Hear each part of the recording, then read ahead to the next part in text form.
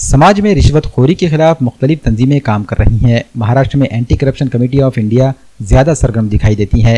Anti corruption committee of India के रियासती सदर जावेद खान ने मराठवाड़े में तंजीम को मजबूत बनाने के लिए शेख आबिद पटेल को भी anti corruption committee of India से जोड़ दिया है। नांदेड़ में तंजीम के श्रीनगर पर वाक़ दफ्तर में एक मुख्तसर तकरीब के दौरान रियासती सदर जावेद खान ने शेख आबिद शेख शकील को मराठवाड़ा सदर नामजद किया। इस मौके पर इनकी गुलपोशी की गई और इन्हें नई जिम्मेदारी की नामजदगी का मकतूब हवाला किया गया। वाज़ेह है कि anti corruption committee of India पिछले कई बरसों से समाज को करप्शन से पाक करने में लगी हुई है। इसकी कारकर्दगी को देखते हुए कई बड़े समाजी कारकुन भी इससे जुड़ चुके हैं। अब मराठवाड़ा सदर के ओहदे पर आबिद पटेल के नामजद होने पर मराठवाड़े में करप्शन के खिलाफ मजबूत महाज खुलने की उम्मीद जताई जा रही है। मैं Javed Khan, anti corruption committee of India का महाराष्ट्र का प्रदेश अध्यक्ष। आज हमने नांदेड़ में आबिद पटेल साहब के कामों को देखते हुए, इनकी समाज सेवा देखते हुए हमारे वरिष्ठ अधिकारियों से बात कर आज इन्हें मराठवाड़े का प्रमुख बनाया गया है।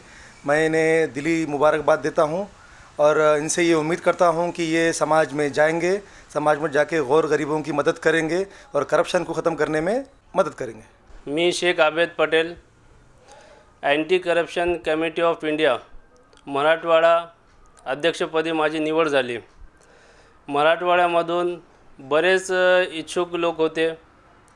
मराठवाड्यामधील सर्व जिल्ह्यामधून बरेचसे इच्छुक उमेदवार होते, त्यामधून फक्त माझी निवड करण्यात आली। त्याबद्दल एंटी करप्शन कमिटी ऑफ इंडियाच्या वरिष्ठ अधिकाऱ्यांची आणि आपले महाराष्ट्राचे अध्यक्ष जावेद खान साहब यांचं आणि सर्व टीमचं मनापासून आभार व्यक्त करतो आणि पुढील कामास सुरुवात करतो। आणि मराठवाड्यामधील प्रत्येक जिल्ह्यामध्ये औरंगाबाद असो, जालना असो, परभणी असो, हिंगोली असो, लातूर, उस्मानाबाद, बीड आणि नांदेड या जिल्ह्यामध्ये जिथे भी करप्शन होत असेल, भ्रष्टाचारी होत असेल, त्याच्या विरुद्ध मी ॲक्शन घेईल। आणि नांदेड शहर असो किंवा ग्रामीण असो, या भागात मी ॲक्शन घेऊन त्याच्यावर काम करेल।